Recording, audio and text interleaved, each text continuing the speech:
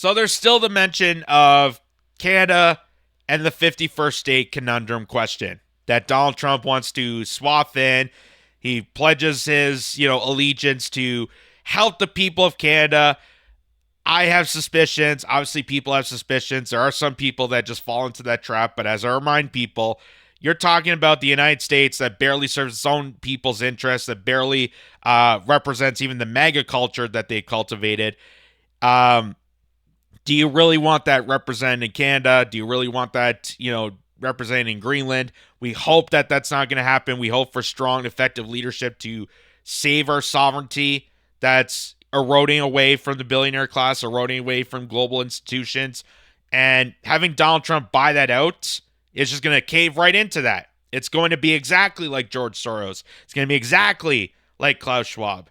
So, in all conversation of this, here is none other than resigned Prime Minister Justin Trudeau going on to Jake Tapper, CNN's The Lead, discussing about this and how he states that Canada will never become the 51st state, even though his reign of terror is pretty much over. So him even stating this, it's at least the good rhetoric, but he's not willing to. He can't really do anything at this point. Listen to this. President-elect Trump has been needling you a bit, calling you Governor Trudeau, talking about making Canada the 51st state. Did you have any interaction with him today? No, not today. But that's not going to happen.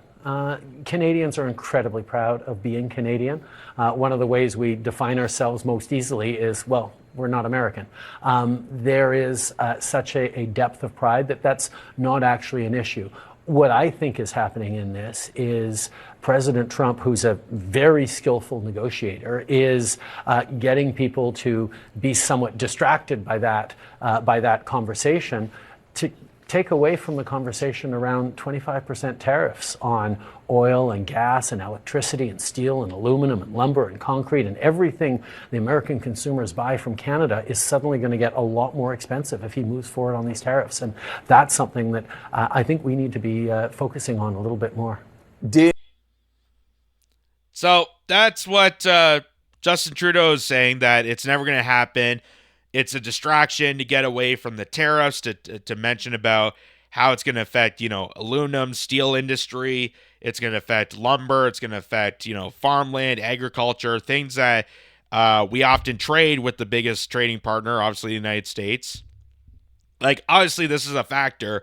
And I hope that, we hoped at the beginning that the tariffs were just an ultimatum to fix the border, which definitely we need something. In result of that, you definitely need to fix security in this country.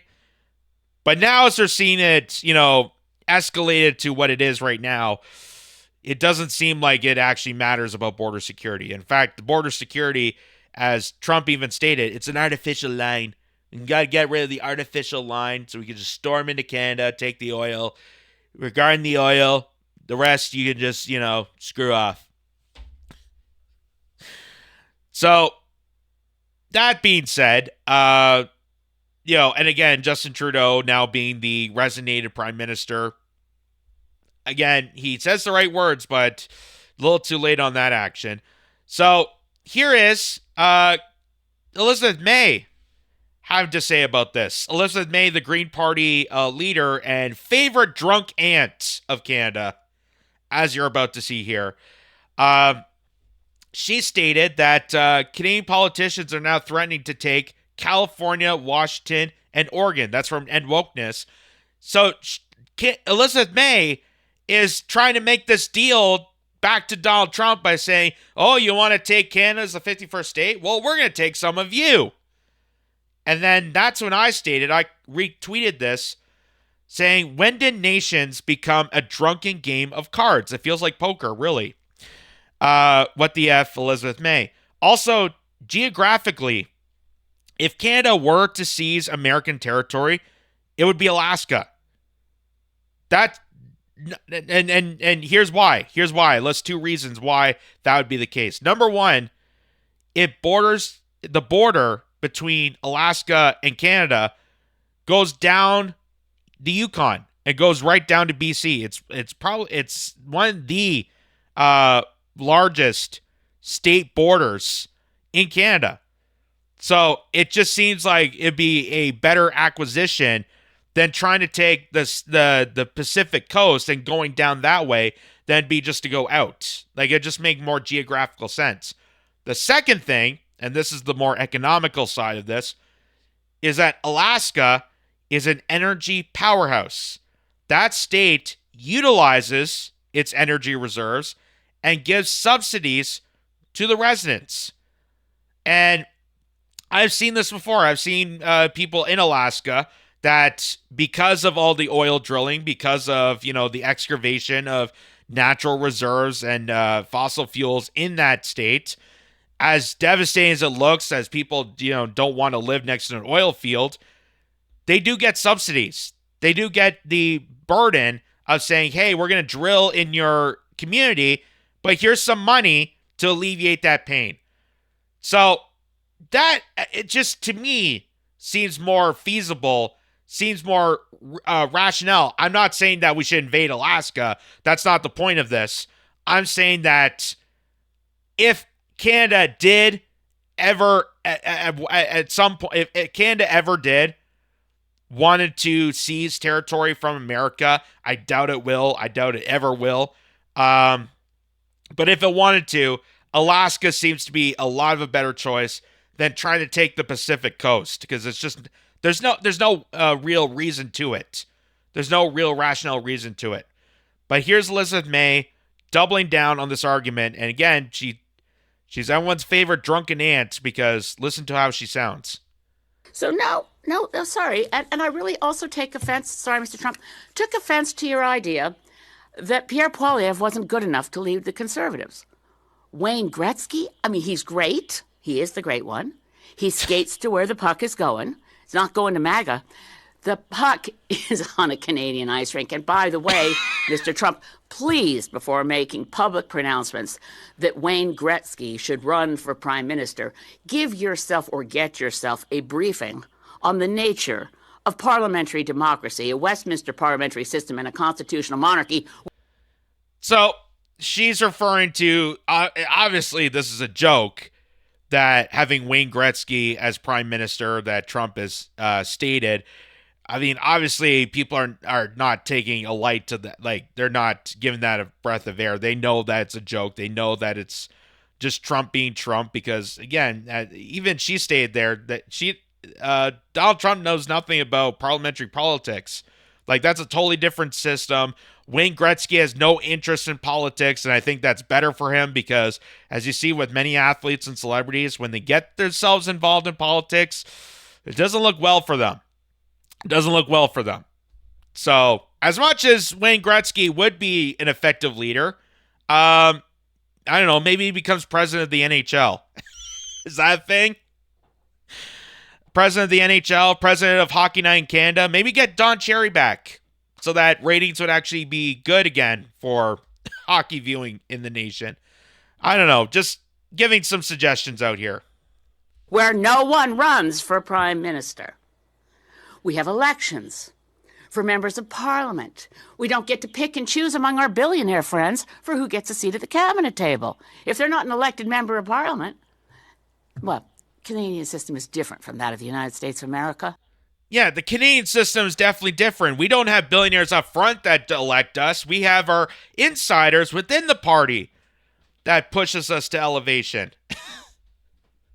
That's what makes Canada so different, according to her. But she doesn't state that. She's trying to hide the fact that you have billionaire insiders within parties that elevate these people, which is why they become the leaders in positions that they are.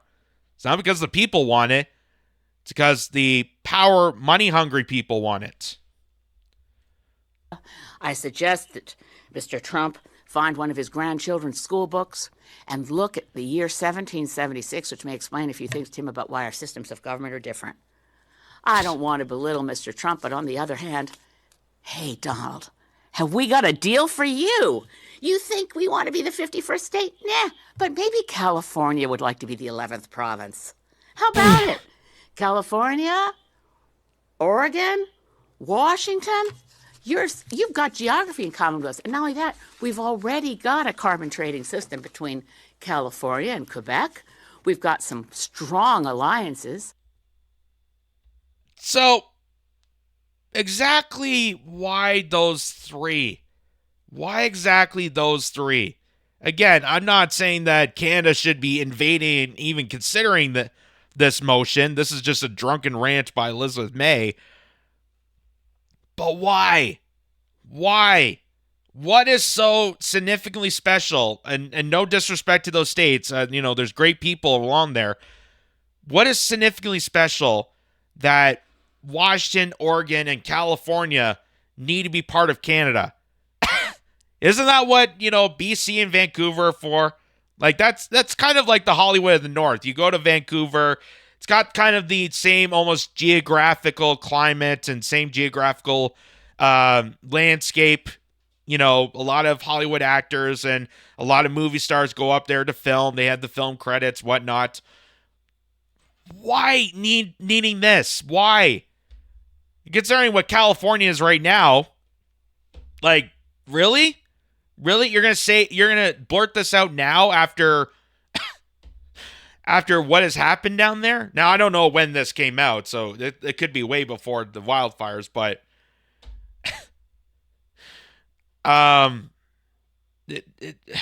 why exactly? Like, I gave the reasons for Alaska. Alaska kind of at least makes sense that they have reserves, they have stability. It's easier geographically to seize that territory. It'd be easier just to take Greenland. But why the Pacific states? Oh, well, there's a carbon trading system. What does that have to do with anything? What does that have to do with anything? Oh, they pay more in taxes. Great. That's going to help because, yeah. On our west coast from British Columbia, there's been a lot of academic papers on the idea of Cascadia. So California, Governor Newsom, and Washington State, Jay Inslee, and newly elected Governor of Oregon, Tina Kotek, how about it? Want to put a referendum to your citizens? Because this is what you deal. Have we got a deal for you? This is what you get. Free health care. Universal free health care. No more one-year-olds who suddenly fall off the Medicaid list and their parents are in the news because they're trying to do a GoFundMe so they can get their daughter to a doctor. Universal free health care. And guess what? Those gun laws that you... Which, by the way, every state tried to implement that and their governors shut it down. So, for those, obviously, like Gavin Newsom and the representatives of those states are going to remain if Canada did take over that territory. They're still going to shut down healthcare. They're still going to shut it down. And even right now, the Canadian healthcare system, as much as I don't want to trade it to the American system, God forbid, that is just horrible to imagine. It's not good either. It's not good either. That's why we got to focus on maintaining our sovereignty. Stop playing this drunken charade of go fish to buy nations and focus on healthcare. Focus on good education. Make Canada worth something to keep people around for. Your Congress is too afraid to pass because of the national gun lobby. We already got our strict gun laws. That's why we have the safest streets around the world, or at least in the United States, by the way, the most recent stats, 5.9 out of every 100,000 people is killed in a fatal gun incident versus 0.88 per 100. Honestly, she's never turned on the news in Toronto, where almost every second, doesn't matter what time of the day, I'm sure there's at least one story within the hour about a gun fatality, about some sort of gang shootout, at some sort of homicide that took effect. Just in Toronto alone, let alone all the other big metropolitan areas and cities all across Canada. They're experiencing the same way.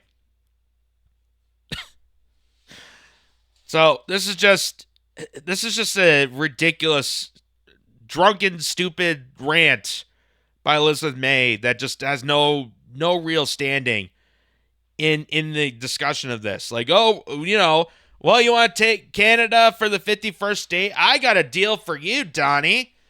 Let's take California. Let's take Oregon. Let's take Seattle. For what? What possible benefit does that give for us? Or even for them, for that matter? If those states wanted to become part of Canada, they probably would have done it already. But they're not going to do it. They're not going to do it. We're not going to do it. So this is just a complete just word salad, just a complete theatrical performance to try to look tough against Donald Trump in just a ridiculous kind of drunken sounding way. So, yeah. And this is not the first time for Elizabeth May, which is why I deemed her the drunken aunt of Canada. Here is a video. This is from 2015. And it says, this is a video going viral of Elizabeth May. In it, she makes a fool of herself and extorts Omar Khadr. The video is from 2015. So Omar Khadr is the teenager in Canada who aligned himself with the terrorist organization Al-Qaeda, sent to Guantanamo Bay. Justin Trudeau tried to transfer and release him. That has been a huge controversy on his behalf. There's just another scandal on top of the many other scandals of Justin Trudeau. So she's making statements about this to a press gallery. She has been national embarrassment for as long as I can remember. The unfunny and incoherent diatribe was 9 minutes long. Here's about 2 minutes of it. Oh, thank God we're not listening to all of it. But here's just some of it. The only woman party leader, and I know what men immediately think. Because the poor boys, they really bought into Freud. That whole sexual maturation thing on the Freudian scale, that we go from the oral, I'm not going to eat the mic, into the anal, God, I don't want to think about it, or the genital.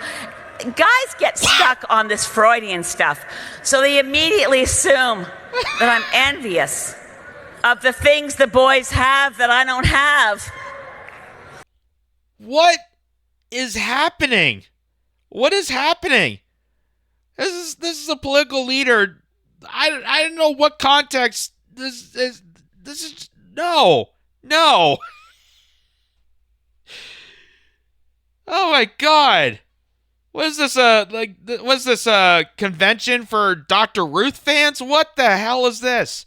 The Freud theories and, talking about things that look like dicks and whoa.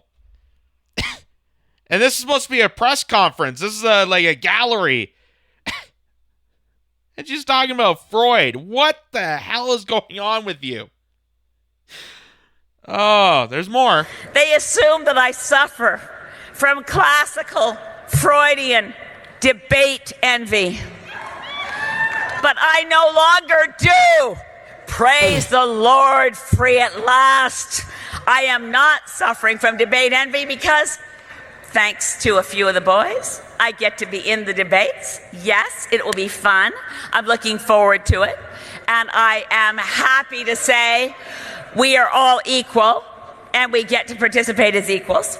So that's that on that. But you know what? I have a completely deranged and there is no sequitur. This is a non sequitur. Do you guys ever wake up with old theme songs from former black and white TV shows that you never thought your kids would ever see and they're running through your head? Like every now and then I wake up thinking about, Lisa, you've got to wait. Lisa, I wake up thinking about a horse is a horse, of course. So now they have to bring on the handler to deal with this.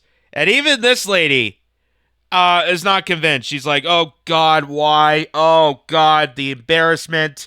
This is on TV, too. Oh, God, they're broadcasting this nationwide. Oh, man. Okay, time to get off. Had enough Chardonnay. Okay. Cork the wine. That's enough for her. Okay, get some coffee in her. Get her to the hotel room. Just sleep it off. Okay? Okay, Lizzie, you're done. Of course, this morning I wake up thinking this. Why am I thinking this? Do you guys wonder? Liz, hang on. We wonder why you're thinking that too. But Wait, you know what? Do you guys remember? So she's trying to get her off the stage. You can see, like, okay, you got to get off now. It's like, oh, wait a second. And then holds up a phone playing a theme song to a 70s TV show. Oh, my God. And they said we couldn't be interesting and fun.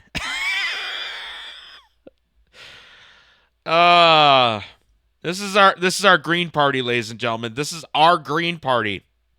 Not the party of Jill Stein, that's for sure.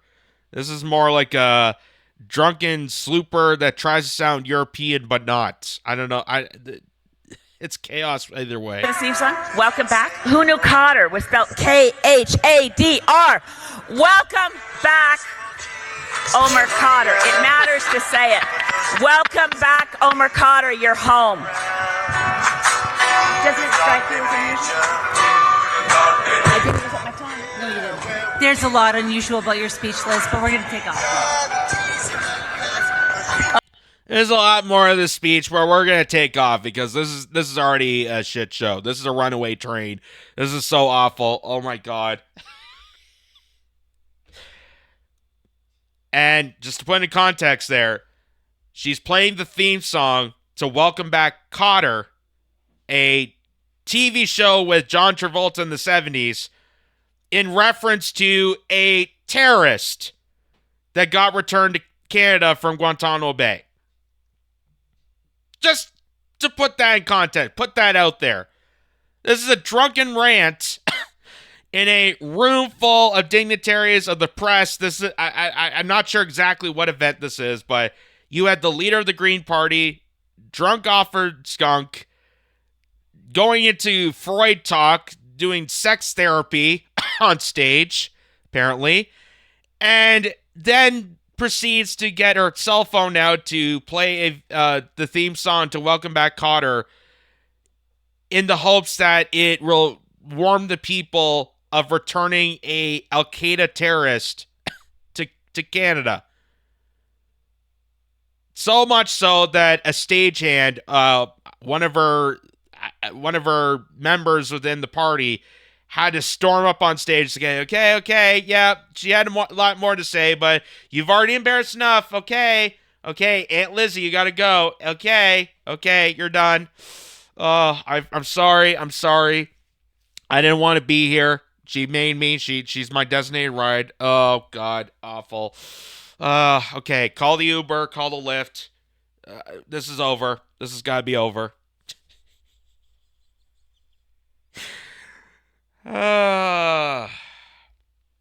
So, goes to really show you, there's not really any effective leaders, regardless of how many parties you have. I know people, parliamentary system, we have 5 opportunities to roll the dice. You can roll the die on whoever becomes leader of the country. Push comes to shove. Not really any of these people truly represent a good intention for the country. Whether you have drunk Liz May, Jagmeet Singh, who betrays you to go for power-hungry moves, Pierre Poilievre, just many examples of that. Justin Trudeau, obviously many examples on that. Even the Bloc Québécois, there's scandals within that. And then Maxime Bernier with the People's Party. I haven't heard much about that. I don't know what's in front on the People's Party of Canada. I don't know if they just completely just went away for a while. But again, it goes to show you that these people are just laughably incompetent, and they hold the power and feasibility to be responsible and held themselves responsible for people like us.